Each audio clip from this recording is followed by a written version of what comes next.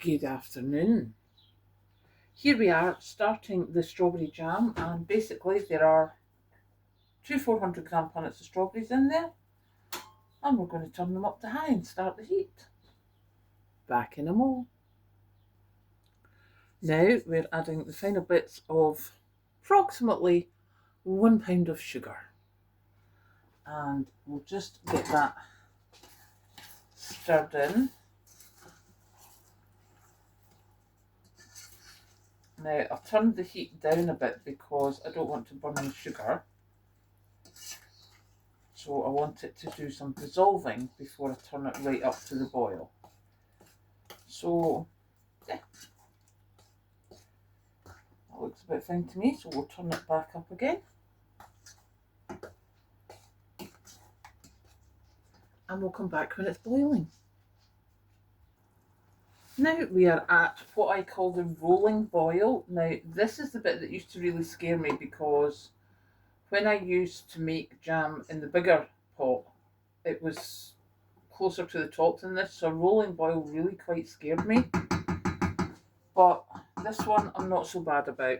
So what I'm going to add now is what's commonly known as a scoosh of lemon juice, and also best thing ever invented, I have to say, and thank you, because I got a lovely gift of some small pouches of powdered pectin.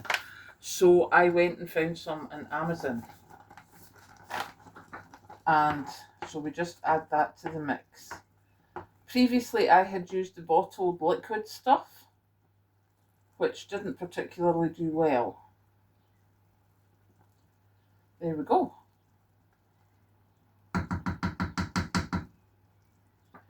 Now, I know that, that looks pretty scary to me even as it is, but it's further down from the top of the pan than my other version of making jam was. And it is literally a case of letting that do its thing for a while, which again, used to scare me witless. But actually, I'm quite happy to go and sort out my dishes, get stuff done, because that is just going to sit there. That's quite high, so we're going to put it down to number 4, just in case. If it comes off the rolling boil, I will turn it back up again. But this is what's required for the jam making, because I did try making jam previously, and I used to not have it at the rolling boil for very long because, as I say, it's it's hot, it's sticky, it's dangerous, and I used to get really worried about it. But the last set of jam that I made, it just seemed to be so easy. So yeah, at the moment, you probably can't see that I've turned it down, but we'll leave it for a wee while and we'll see how it goes. Don't forget to stir it every so often, otherwise your fruit will stick to the bottom of the pan. I have found that out the hard way. So every so often, just give it a stir. There we go.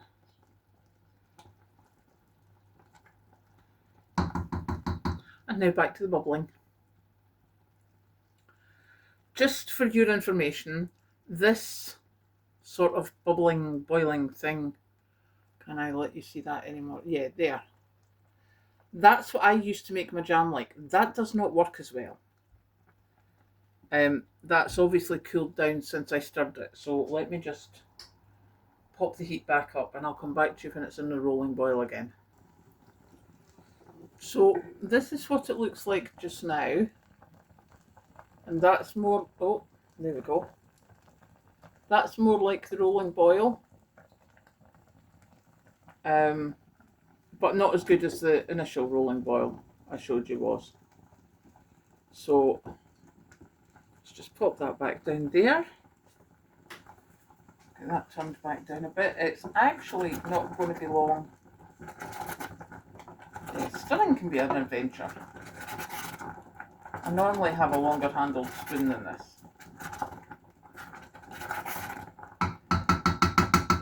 But yeah, there we go. That's where we are now. Be back soon.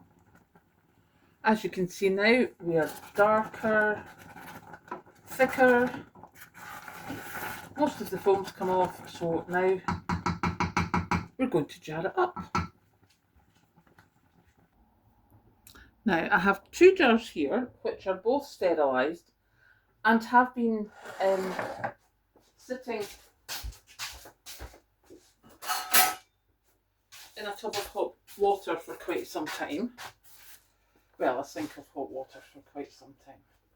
So what I'm going to do is sit the pot. I know I don't have the microphone on, I'm sorry. But we're going to sit the pot on this thing. Yep, that wasn't fun. Right, now I have a jam. I thought I had a jam funnel, wrong size.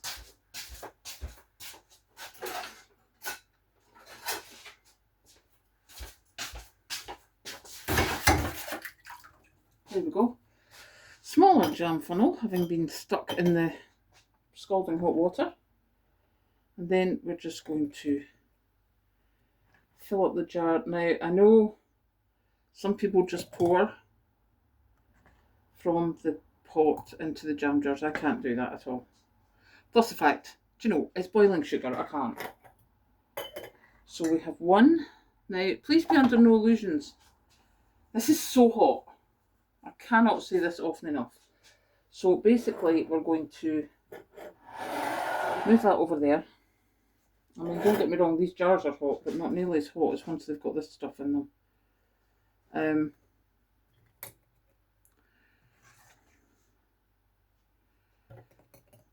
There we go. Well, this should work out rather well. 2 rather large jars. And because of the length of time this has been boiling and how much liquid it's lost, this jam is going to be lovely and thick and solid, which is the way I like it. I don't like conserve, I like proper jam. So we'll just top up that jar, and then we'll just top up this jar. There we go. And the first thing to do is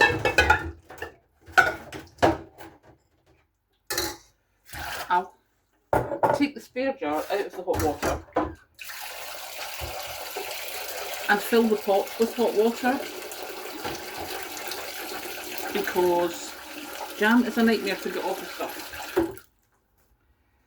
Next, we get our tea towel, we get our lids, so we pop that on there, and we pop that on there. We get this out of the way. Now, this one, as you can see, it's just a normal jam jar from the shops, so it is just a case of doing that. And then this one is one of the ball jars, so we'll just get the little thingy bob and go like that. And that's another 2 jars of jam, which will last me quite some time. So, yeah, that is how I do my strawberry jam. Hope you've enjoyed. Catch you later.